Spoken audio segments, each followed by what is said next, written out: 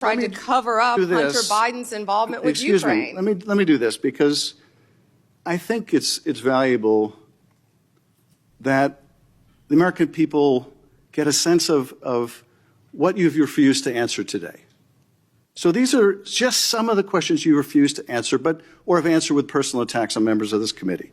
You were asked whether you consulted with career ethics lawyers, as you promised you would do during your nomination hearing, when you approved the president receiving a $400 million gift from the Qataris.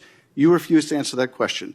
You were asked who or what role you may have played, or who played the role in asking that Trump's name be flagged in any of the Epstein documents gathered by the FBI. You refused to answer that question. You were asked whether Holman kept the $50,000 bribe money. You refused to answer that question. You were asked whether Holman paid taxes on the $50,000 bribe money. You refused to answer that question. You were asked, did career prosecutors find insufficient evidence to charge James Comey? You refused to answer that question. You were asked, how are military strikes on these boats in the Caribbean legal? And you refused to even answer that question. You were asked, law degree, excuse me. You were asked, did you discuss indicting James Comey with the president? You refused to answer that question. You were asked, did you approve the firing of antitrust lawyers who disagreed with the Hewlett-Packard merger? You refused to answer that question. You were asked whether you support a restoration fund for violent insurrections to attack the Capitol on January 6th. You refused to answer that question.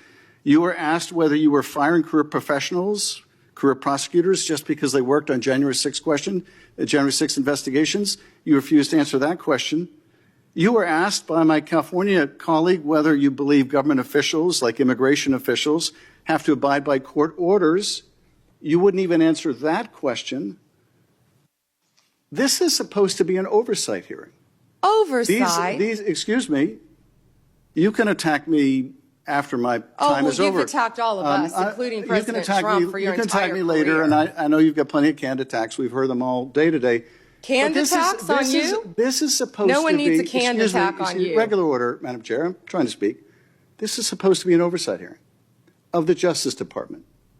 And it comes in the wake of an indictment called for by the president of one of his enemies. This is supposed to be an oversight hearing, and it comes in the wake of revelations that a top administration official took $50,000 in a bag, and this department made that investigation go away.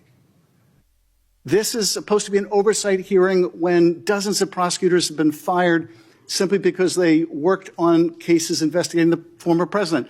This is, and now the current president. What about the fires in California? And Do you this care is about that supposed to be, senatorship? this is supposed to be an oversight hearing in which members of Congress can get serious answers to serious questions about the riots in LA serious? About the cover-up of corruption, about the prosecution of the president's enemies.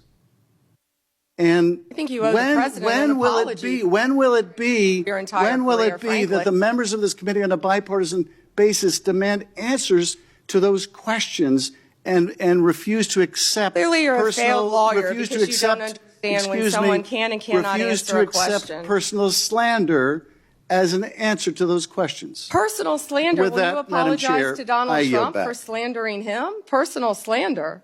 Senator B. May I ask unanimous consent, Madam Chair, to introduce into the record the statement of 1,000 former Justice Department officials who warned that the Comey